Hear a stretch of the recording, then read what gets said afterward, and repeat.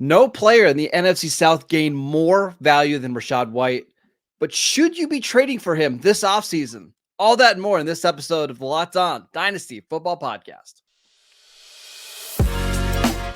You are Locked On Dynasty Football, part of the Locked On Podcast Network. Here are your hosts, Marcus Mosher and Kate Madjuk. Welcome back to the Locked On Dynasty Football Podcast, part of the Locked On Podcast Network, your team every day. We'd like to thank you for making us your first listen of the day. Today's episode is brought to you by FanDuel. Make every moment more. Right now, new customers can get $150 in bonus bets with any winning $5 bet. That is $150 if your bet wins. Just visit FanDuel.com/lockedon to get started. I am your host, Marcus Mosher. You can follow me on Twitter at Marcus_Mosher. Joining me today, as always, is Kate Madjuk. Follow her on Twitter at Kate Madjuk. Also, check out her work at Pro Football Focus and Behind the Steel Curtain. On today's show, we're going to be breaking down the NFC South, the biggest winners from this season, biggest losers, and offseason trade targets. Kate, I want to start with Tampa Bay Buccaneers running back Rachaad White, somebody that I wasn't particularly high on going into the draft, going into this year, and boy, was I wrong. I mean, he had a monstrous season, Marcus. He was the definition of an absolute workhorse. I mean, ranked second in the NFL in total touches, 336 touches, ranked second in total rush attempts, seventh in yards per scrimmage. I mean, he was all volume, all the time, 70 targets in this season. So just, for prosperity's sake, let's remind ourselves that over the past two seasons, Rachaad White has had 128 targets, which is insane. 114 receptions. I mean, he is a PPR gold mine. But I will say, Marcus, when you look at some of the efficiency metrics for Rachaad White in his career, not overly impressive. Are we maybe overvaluing Rachaad White just a little bit for what he is? Because I do think that, I mean, you love the volume again, but I don't know that I'm all in on Rachaad White, the player, just yet, based on what we've seen beyond volume. Well, let's talk about the value because that's really important. So I find this fascinating because as of November 2023, his ADP was 79th overall. But by the end of the year, now going into January, it's 42nd. So, I mean, he basically doubled his value, right? And now he's being drafted as a top 12 running back.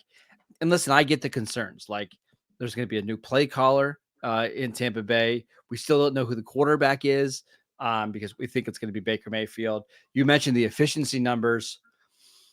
But then you look at like the running backs behind him, Kate, and it's really hard to make a case for anybody ahead of him at RB12. So I kind of think he's just properly valued. And I mentioned at the top of the show, like, should you be trading for him? He's not somebody that I'm actively trying to go out and trade for, but I'm not really selling either.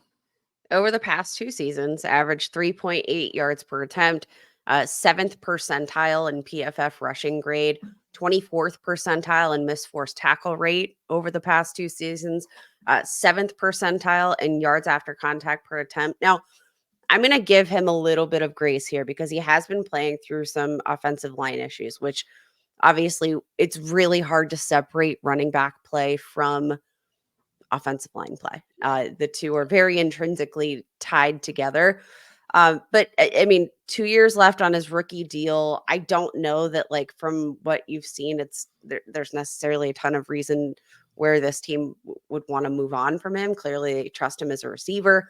You have a likely departure of Mike Evans, which I'm not saying, to expect a boatload more targets for Rachaad White, but I mean, maybe 70 targets in a single season isn't the ceiling for Rachaad White if this core asset of their pass attack is going to be departing this season. So I think from a situation standpoint, and I think from a value standpoint, RB12 feels pretty fair overall.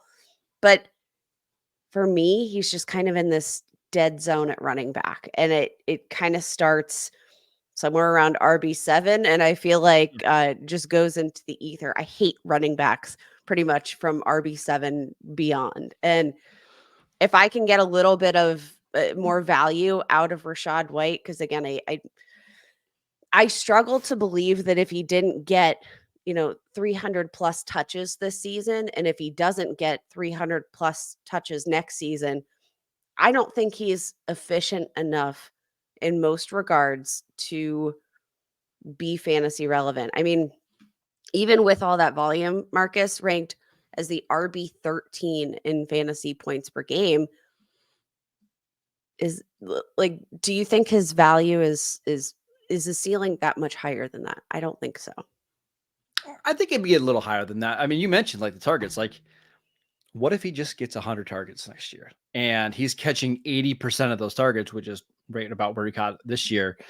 I mean, he could just be a PPR stud. And I think it's very likely that he's going to do that. Now, I don't think he's going to change as a runner. Like, I think this is just who he is. He's a 25-year-old running back. He's not particularly dynamic or explosive, but he's just really kind of good in all areas. And he's in an offense where who's going to challenge him for touches? Okay, like, I don't see Tampa Bay going out and drafting a running back relatively high this year. Like, I don't see them spending a top 100 pick on a running back. I don't see them going out in free agency and signing anybody either. There's just not very many running backs that are going to get this much of a workload and are this featured in the passing game. So again, I think he's correctly valued at RB12, but you're kind of right. Like, this is the running back dead zone between, for me, it's like RB10 to RB16. I kind of want no part of it, but Rachaad White might be at the top of that list for me. I mean, the good news is, Marcus, like, I do think from a value standpoint of like the sexiness factor, I don't know that Rachaad White is like necessarily the sexiest name, but he could return a ton of immediate value. It's just he, like, all of the other non-elite, non-generational running backs here, like, you're looking at 1 to 2 years of production at the most, and that's obviously my philosophy. But yeah, not necessarily trading for Rachaad White, but he's definitely a huge winner. And I think it really just has to go back to that volume. I don't think anybody, if you told me ahead of the season that Rachaad White was going to be projected for 300 plus touches, wild. Yeah. Like, none of us would have believed it. All right, let's talk about somebody who lost a significant amount of value from the 2023 season. I am sure you can assume who we are talking about. We will get to him next. This episode is brought to you by FanDuel. Get buckets with your first bet on FanDuel, America's #1 sportsbook, because right now, new customers can get $150 in bonus bets with any winning $5 bet. That is $150 if your bet wins. Bet on all of your NBA favorite players and teams and whatever you want to bet on. They've got quick bets, live same-game parlays, exclusive props, and so much more. I love betting on the NBA futures market.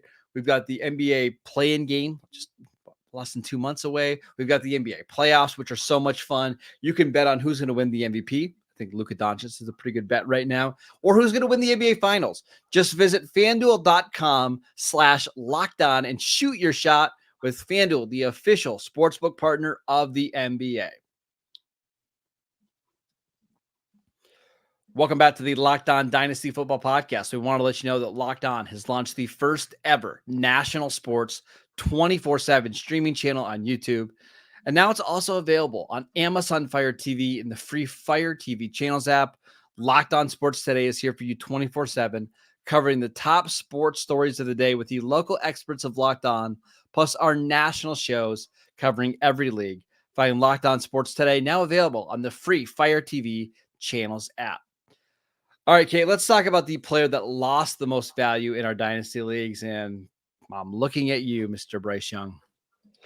Looking at you, Mr. Bryce Young. Yeah, it was an absolutely brutal season for Bryce Young, Marcus. Like, there was no real redeeming point of his play. Now, everybody's going to look at the surrounding talent, which arguably, a huge, huge, big part of that. I mean, when your top target is an aging Adam Thielen and you're playing with the likes of, a LaVisca Chenault, a Terrace Marshall, like, I don't know that we would have necessarily expected all that much out of Bryce Young, and we shouldn't have. But I mean, you look at his dynasty value, Marcus, it was never particularly high, but since he came out of this pre-draft process, his value has never been lower than it currently is at this point. Now, he is being valued behind guys like Kirk Cousins, who I'm a little bit higher on than consensus. So that might be not the best comparison for most, but generally speaking, I mean, you're going to be looking at, Rico Dowdle, who is being ranked ahead of Bryce Young right now. Zach Moss, Cade Otton, Curtis Samuel, those in a single quarterback league. Those are players that are in real life being drafted ahead of Bryce Young. I don't necessarily know what to do with Bryce Young. We talked about him. I believe it was on a Mailbag Matt episode, not here too long ago, and which quarterback we'd prefer to target in a trade right now, Bryce Young or Will Levis. And we mentioned the kind of prospect of rebuilding the surrounding cast, rebuilding the offense around Bryce Young. And it just seemed to be a bit more of an uphill battle than rebuilding that offense around a guy like Will Levis. I still think that's true. But like, at what point does talent win out versus, the surrounding cast? I think, I think Matt said it takes a quarterback to raise a village, or something. It takes a It's a village to that raise a way. quarterback. Yeah, there you go. And I think that's true for Bryce Young, which makes it really hard to invest even at his current price tag in Dynasty right now. Yeah, I just want to mention the value really quickly before we kind of get to everything else. Your value could only drop so much when you're a starting quarterback because there's only 32 of these, right?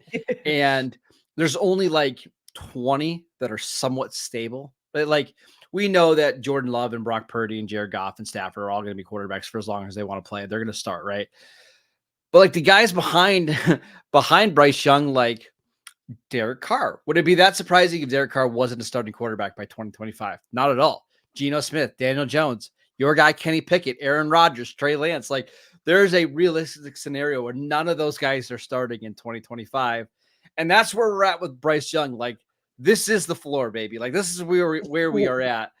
Is now the time to buy low, or should you just not buy at all? Because maybe there's a chance that his value will never rise. I am of the belief that I think it will rise, but not enough to where he becomes a fantasy relevant quarterback. Like, I think there's a world that he could finish as the 15th best quarterback in fantasy next year. Great. How valuable is that really? Do I really want to be sinking in assets where I don't think he's a top 8 quarterback? Like, I just don't ever see him being a top 8 quarterback in fantasy. All right. So PFF percentile grades ranks Bryce Young in his rookie season 25th percentile or worse in every single metric they grade: clean pocket grade, drop back grade, first and second down grade, no play action grade, throws at or beyond the sticks, avoided negative play rates, sack rates. Literally every single one of those metrics, he ranked 25th percentile or worse. It wasn't good. It was not good. It was out of control bad. But that also brings me back to the point that, like, it literally could not have gotten worse for Bryce Young. I mean, you look at the stats, 2-14 record. Obviously, we don't necessarily care about that for fantasy, but I mean, the season was a bad one. Sub 60% completion rate, 11 passing touchdowns, 10 interceptions. Like, it just could not have been worse. 5.5 yards per attempt, Marcus. It was They're getting worse. bad. But like, all these numbers are making me more and more depressed. I know it is depressing because I do think Bryce Young can be a talented passer, and he was really just not set up for success. But I bring up all of those terrible, terrible stats to say that it literally can't get worse for Bryce Young. And like you mentioned, I think that's a really interesting point about some of the quarterbacks being valued behind him. There's like a realistic shot that a lot of these guys are not going to be starting quarterbacks in the NFL. Whereas I don't necessarily see Bryce Young not having every single opportunity throughout the length of his rookie deal, unless things do somehow end up getting worse in his second season. I just want to mention one more player that I thought was I hate to say big loser because that makes it sound so bad, but a player whose value decreased. Can we mention Miles Sanders, who went from like he was a Pro Bowl running back in 2022, was one of the gems of free agency, right? Like teams were falling over themselves to pay Miles Sanders and essentially got benched for Chuba Hubbard. Kate, do you want to guess where his value is right now among running backs? Like without looking, where does he rank among running backs? I would have to estimate somewhere in the 40s, like RB 40 range. 57. Oh my! Oh my! That is that's just pretty brutal. Yeah. Yeah, just to show you how much his value dropped this year. As of August 2023, he was being drafted as the 63rd player overall. Now it's 180. 63rd player overall. And now, Marcus, he's barely being drafted as the 63rd running back. And I won't be surprised when we get some more ADP, and especially once we get like the new rookies, like he's going to be outside the top 70 running backs. I mean, getting displaced for a member that has already been on the team and like the staff already knew, and like it was not good. He is turning 27 this year. Great. He has the second round draft capital. Fine. 4-year, $25.4 million contract. And I have to imagine that probably looking around. Oh, sorry, guys. I have to imagine right now that people are looking at that current running back value in free agency, seeing the mistake that the Panthers made with this contract with Miles Sanders. It's not even like they can really, or they would reasonably get out of that contract this year. They're just going to keep him and ride it out as a running back. He has been relegated to pretty much nothing, and there's absolutely nothing that I saw this season that makes me eager to trade for him in any sort of buy low opportunity. All right, speaking of trades, let's talk about a couple players from the NFC South that you and I are going to try to go out and acquire this offseason. We'll discuss that next. This next segment is brought to you by BetterHelp. What's the first thing you'd do if you had an extra hour in your day? Would you go for a run? Would you take a nap? That sounds great. Read a book, show up for a friend. A lot of us spend our lives wishing that we had more time. The question is, time for what?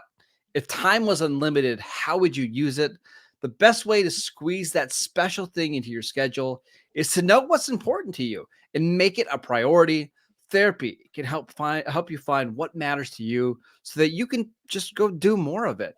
If you're thinking of starting therapy, give BetterHelp a try. It's done entirely online. It's designed to be convenient, flexible, and suited to your schedule. All you have to do is fill out a brief questionnaire to get matched with a licensed therapist, and you can switch therapists at any time for no additional charge. Learn to make time for what makes you happy with BetterHelp.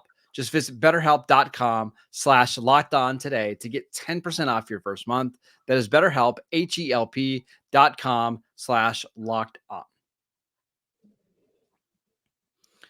Welcome back to the Locked On Dynasty Football Podcast. On tomorrow's show, Kate, you and I breaking down the AFC South as we continue to run division by division, recapping the 2023 season. So make sure you guys tune in for that. But for today, we're going to discuss some trade targets from this division. Kate, who do you got? All right, we got to talk about our good friend of the show, Drake London, who in the latest batch of Dynasty ADP, being drafted on average as the wide receiver 24. I don't know any wide receiver in the national. Okay, maybe I can name a couple, but 6'4", 219 pounds that are 22 years old and move the way that Drake London moves. He is a former number 8 overall pick in an offense that I think hopefully we saw hit rock bottom this year. Like, I feel like that evaluation as wide receiver 24 is valuing based on a situation that is not going to be the situation here in the season to come. I'm agree with you. This was my guy that I wanted to buy as well. The quarterback situation is going to be better. I don't know who it's going to be yet. I'm hoping it's Kirk Cousins. You and I have talked about this a lot. I think there's a chance that it's like JJ McCarthy in round 1. I just trust this new coaching staff to figure out how to get the ball to Drake London. It's also where his price just feels right. Katie's wide receiver 24, 35th overall. And I'm not relying on him to be my wide receiver 1 anymore. I'm barely relying on him to be my wide receiver 2. In fact, he might be my wide receiver 3 in these leagues. He's 22 years old. We've seen the flashes of production. I want to bet on upside and bet on talent. I still believe in Drake London's talent, so I'm all in. All in on Drake London. I also want to give a shout out to my guy, Kendre Miller, former prospect out of TCU. Yes. Still 21 years old, drafted in the 3rd round, early 3rd round. Had a disappointing rookie season. I think everybody thought there was a huge opportunity there, obviously, with the situation with Alvin Kamara and the suspension. Like, I think we projected a lot for Kendre Miller. Unfortunately, he also wasn't healthy in his rookie season, but was such a productive running back at TCU. And Marcus, we're not getting any younger here with my guy Alvin Kamara. Not getting any younger. So I do think that there's only a matter of time before Kendre Miller actually ends up getting an opportunity to prove himself as an NFL running back. I think he is capable of a 3-down skill set, but you look at his price, heading into the regular season last year, he was being drafted on average in the 7th round. Yeah. He has lost a ton of value this year, obviously, after that disappointing season. Now being drafted closer to the 10th round in dynasty startups. And I just think from a production standpoint, from an opportunity standpoint, I'm looking at Kendre Miller, and I have to imagine that he is going to get some more opportunities here, and I think he has the skill set to do it. I'll just mention one more guy for me, Cade Otton, who I've mentioned several times in the show. I love taking shots on these tight ends that you can get outside the top 15, top 20. The last time I checked, he was being drafted as tight end 21. He's the clear-cut starter in Tampa Bay. We saw his numbers across the board got better this year, which is a great sign. In the playoffs, got even more work. You mentioned at the top of the show about Mike Evans potentially leaving. That's just going to open up more opportunities for Cade Otton. And does he have the potential to be a top 5 tight end? No, probably not. But could he be the next Jake Ferguson or one of those guys that's all of a sudden a top 12 tight end that, hey, if you don't have Sam Laporta or Dalton Kincaid every week, he's a really nice fallback option? Absolutely. I like Cade Otton a lot. He's a young tight end going into year 3, only 24 years old. I'm buying Cade Otton at his current price. Yeah, tight end 21. I think actually the dead zone for tight ends is pretty much non-existent at that point, Marcus. You've got Cade Otton in that range. What a good solid range of tight ends here in the late round values here, because I do think from an opportunity standpoint, again, I think one of the things that I'm looking for with one of these late round tight ends is that opportunity for targets. And as you mentioned, Mike Evans' departure could be what blows the door open for Cade Otton in terms of an expanded role as a receiver. And he doesn't need a ton more targets to be fantasy relevant. If he gets 20 more targets, which again is not a big leap, he could have even gotten that if Mike Evans stays, just because he's developing as a player. You give him 20, 25 more targets, and all of a sudden we're talking about a high-end tight end 2, low-end tight end 1. So just keep an eye on Cade Otton this offseason. That is it for today's show. We want to thank you for making Locked On Dynasty your first listen every single day. Go check out the YouTube channel. We post videos every single day over there. Go download the podcast wherever you get your podcasts. We are free and available on all platforms. Go follow Kate on Twitter at Kate Majuk. I'm at Marcus_Mosher, and we will see you right back here tomorrow.